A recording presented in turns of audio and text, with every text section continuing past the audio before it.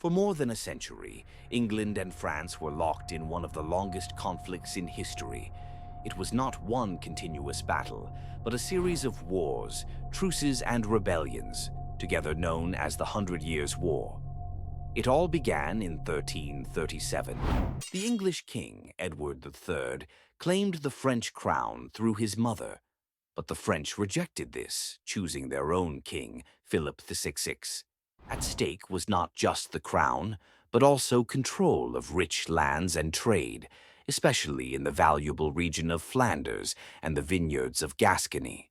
The war saw new military tactics. The English relied on the longbow, a weapon that could pierce armor at great distance.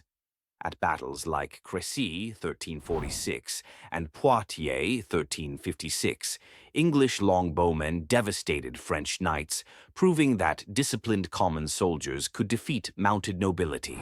But war wasn't the only killer.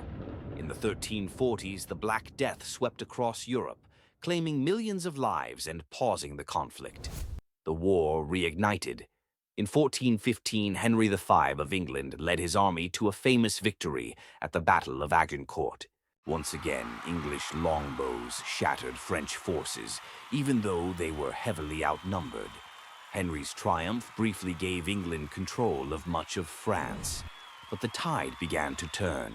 In 1429, a French peasant girl, Joan of Arc, claimed she had been sent by God to save France.